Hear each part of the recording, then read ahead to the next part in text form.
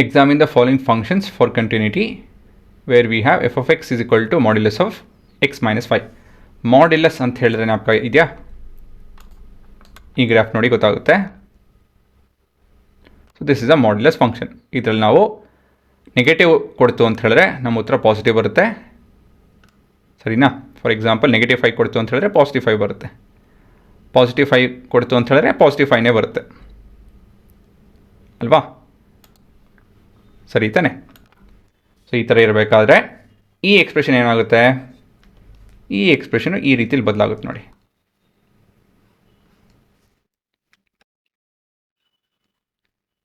ಇದು minus of X minus 5 for X less than 5 ಮತ್ತಿದು X minus 5 ಉಳ್ಕೊಳುತ್ತೆ for X greater than equal to 5.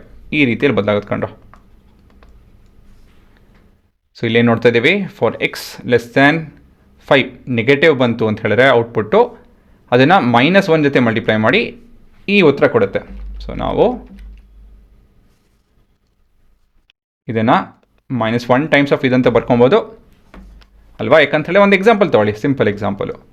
4.5 ಕೊಡ್ತು ಅಂತ ಹೇಳಿದ್ರೆ 4.5 - 5 ಬಂದು -0.5 ಆಗುತ್ತೆ, which is a negative number. So modulus ಅರ್ಥ ಏನೋ, it has to flip it into positive by multiplying with -1 ಅಲ್ವಾ? ಸೊ ಇವಾಗ ನಾವು 3 ಕೇಸ್ ಬಗ್ಗೆ ಮಾತಾಡಬೇಕಾಗುತ್ತೆ. ಕೇಸಸ್ ಬಂದು less than 5, at 5 and greater than 5. ಯಾಕಂತ ಹೇಳಿದ್ರೆ ಬೇರೆ ಬೇರೆ ಎಕ್ಸ್ಪ್ರೆಷನ್ಸ್ ಇದೆಯಲ್ಲ, ಮತ್ತು ಎಲ್ಲಿ ಬದಲಾಗ್ತಾ ಇದೆಯೋ ಆ ಪಾಯಿಂಟಲ್ಲೂ ಕೂಡ ನಾವು ಎಕ್ಸಾಮಿನ್ ಮಾಡಬೇಕು, ಸರಿನಾ? So case let see be less than 5 and C B part of your real number. ಇವಾಗ ಇವೆಲ್ಲ ಪಾಯಿಂಟು ನಮ್ಮ ಲಿಮಿಟ್ ಅಪ್ರೋಚ್ ಮಾಡ್ತು ಅಂತ ಹೇಳಿದ್ರೆ ಹೇಗೆ ಕಾಣುತ್ತೆ? X tending towards C. So left hand right hand limit ಇಲ್ಲೆಲ್ಲ ಬೇಕಾಗಿಲ್ಲ.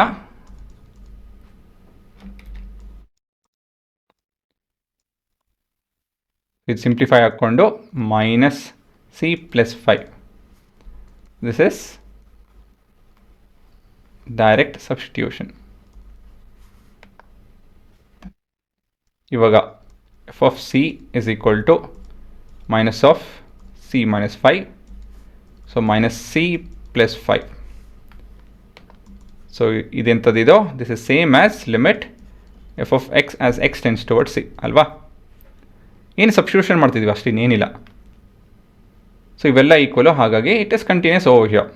Next case for X or C greater than 5 and c belonging to R.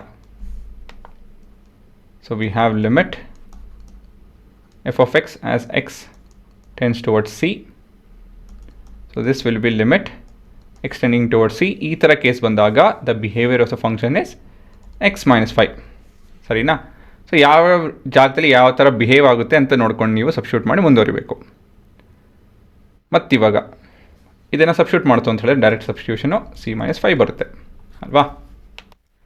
ಮತ್ತು ಮುಂದೆ ಎಫ್ ಆಫ್ ಸಿ ಇಲ್ಲಿ ಏನಾಗುತ್ತೆ, ಇಲ್ಲಿ c - 5 ಕೊಡುತ್ತೆ, which is same as limit F of X as X tends towards C. ಈ ರೀತಿಯಲ್ಲಿ ಬದಲಾಗುತ್ತೆ. ಕೊನೆಯದಾಗಿ ನಮ್ಮ case C is equal to 5. C 5 ಹತ್ರ ಹೇಗೆ ಬಿಹೇವ್ ಆಗುತ್ತೆ, ನಾನು ಗ್ರಾಫೇ ನೋಡಿಸಿಲ್ಲ ನಿಮಗೆ, ನೋಡ್ಸೋದಾ? ನೋಡ್ಸಂಗಿಲ್ಲ. ಹಾಂ ನೋಡಿಲಿ, ಇದು ನಿಮ್ಮ ಮಾಡ್ಯುಲಸ್ ಆಫ್ ಎಕ್ಸ್ - 5.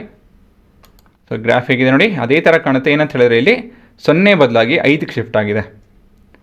ಸೊ ನಾವು ಇನ್ಪುಟ್ 5 ಕೊಡ್ತು ಅಂತ ಹೇಳಿದ್ರೆ ಔಟ್ಪುಟ್ಟು 0 ಬರುತ್ತೆ.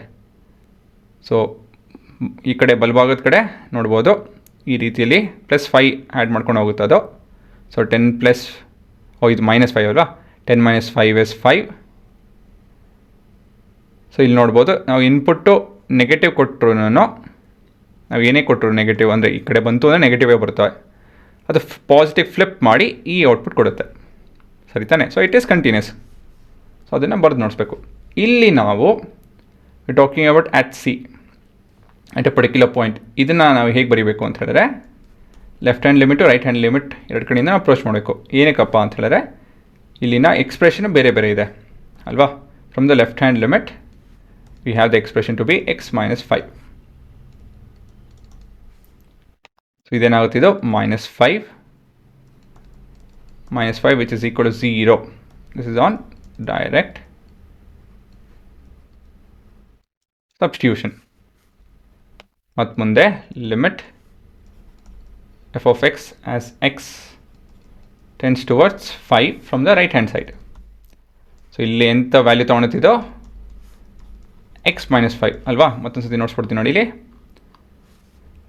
ಎಡಗಡೆಯಿಂದ ಬಂತು ಅಂತ ಹೇಳಿದ್ರೆ ಈ ಎಕ್ಸ್ಪ್ರೆಷನ್ನು, ಬಲಗಡೆಯಿಂದ ಬಂತು ಅಂದರೆ ಈ ಎಕ್ಸ್ಪ್ರೆಷನ್. ಅದಕ್ಕೆ ಎರಡು ರೀತಿಯಲ್ಲಿ ತೊಗೊಂಡು ನಾವು ಮುಂದುವರಿಬೇಕು. So this is 5 minus 5 which is equal to 0. So all in all f of 5 is equal to 5 minus 5 ಅಲ್ವಾ. ಯಾಕಂತ ಹೇಳಿದ್ರೆ ಅಟ್ 5 ಈ ಎಕ್ಸ್ಪ್ರೆಷನ್ ಅಟ್ 5 ನೋಡಿ, ಈ ಎಕ್ಸ್ಪ್ರೆಷನ್ ತೊಗೊಬೇಕು ನಾವು. So 5 minus 5 which is equal to 0. So all in all, the function is continuous throughout.